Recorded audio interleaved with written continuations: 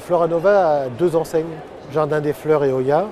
Jardin des Fleurs, fleurissant libre-service, et Oya, boutique de centre-ville, plutôt une enseigne très créative.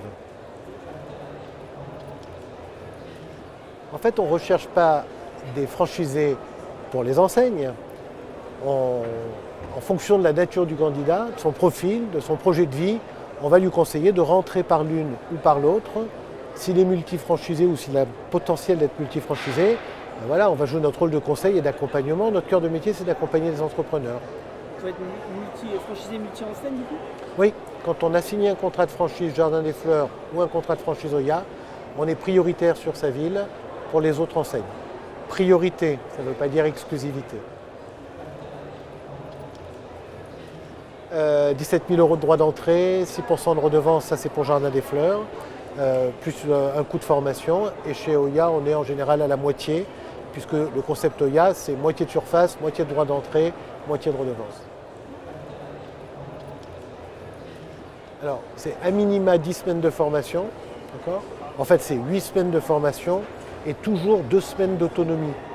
D'accord ? Si le franchisé doit faire des erreurs, on préfère qu'il les fasse dans nos magasins plutôt que dans son magasin au moment de l'ouverture. Voilà, et c'est une formation théorique et pratique. Et puis après, là aussi, la formation s'adapte au profil. Quand vous avez un franchisé qui ne sait pas ouvrir Excel, on va passer un peu plus de temps sur ce genre de choses. Quand vous avez quelqu'un qui est un expert comptable, on va un peu moins lui expliquer ce que c'est un compte de résultat. Il n'y a pas d'actualité exceptionnelle, il n'y a pas de scoop, c'est triste pour les journalistes. Il y a une vraie préoccupation parce qu'on vit dans un monde qui est un peu perturbé depuis quelques années, où on voit que tous nos réflexes anciens ne fonctionnent plus et on doit réinventer ce qu'on appelle le monde de demain. D'ailleurs, vous savez que sur le salon de la franchise, il y a un thème central mercredi qui est comment revitaliser le centre-ville. Pour revitaliser le centre-ville, on a d'autres questions à se poser, qui est c'est quoi la ville de demain? Elle sera verte, elle sera écologique, elle sera connectée, elle sera sans voiture, ce qui ne veut pas dire sans mobilité.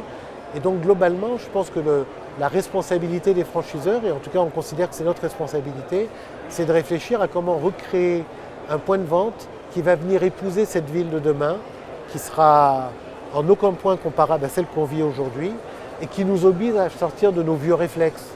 Quand on parle de centre-ville, on a tendance à taper des pieds en disant oui mais bon, ils veulent plus de voitures, il n'y a pas de parking, il n'y a pas de commerce. Ben non, le commerce se fera différemment. Et j'ai une autre conviction, c'est que si on ne s'attache qu'aux produits, d'autres le feront bien mieux que nous.